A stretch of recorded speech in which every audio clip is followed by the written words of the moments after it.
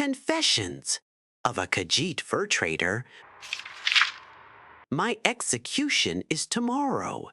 The turnkey asks what I'd like for my last meal. Bring me paper, I say.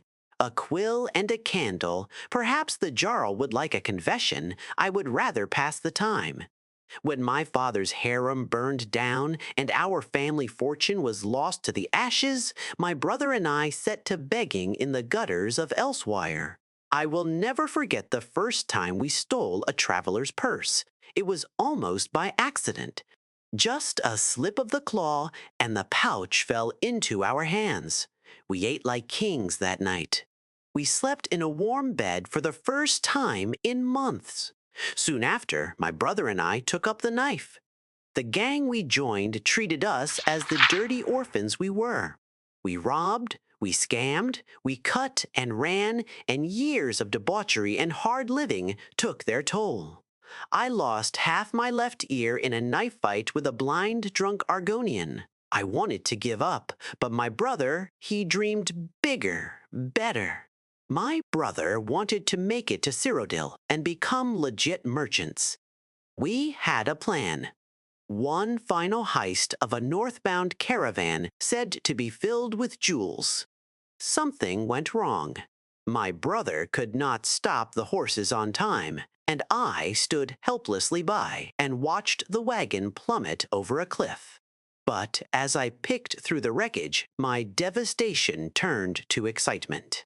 There were no jewels, but there were plenty of luxurious wolf pelts, horker tusks, and mammoth hides. More than enough to buy my way to Cyrodiil. I'd follow in the footsteps of so many of my kind. A traveling merchant, someone with a respectable profession. I had all the furs bundled in my pack when I saw my brother's broken body.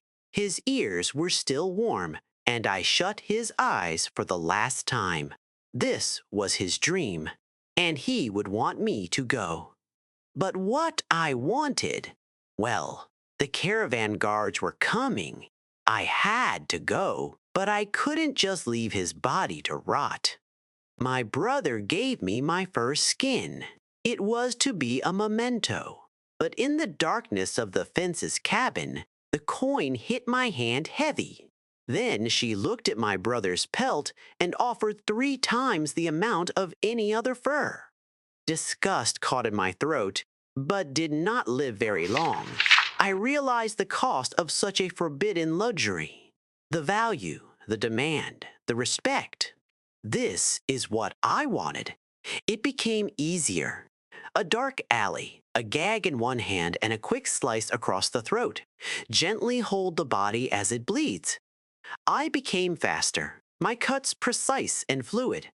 I peeled the skin with one motion and kept the merchandise pristine in one piece.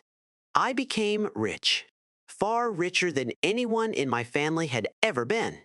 Yet I was careful. My stronghold was well hidden and practically impenetrable. I hired the men that used to employ me. We moved frequently on less traveled roads when we hunted in the wild. We stalked the back alleys we used to sleep in when we hunted in the city. I grew so rich that I no longer needed to dirty my own hands. Patchwork-colored furs fetched the best price among the Bosmer. Argonians preferred the pelts completely skinned and tanned. Orcs prized the thick, waterproof leather of the Argonians. Humans most often bought tails and ears. I had to employ an alchemist and a master craftsman for a couple odd requests. But I didn't ask questions when the gold piled up. And now I'm a prisoner. Maybe I became careless. Maybe I let too many secrets slip between the sheets. The raid of my fortress was a massacre. They took me alive, barely. That was their mistake. My enemies should have killed me when they had the chance. I have one lockpick, and the northern wall of my cell is weak from disrepair. My head shall not roll tomorrow. I am not finished with the trade. There will always be buyers.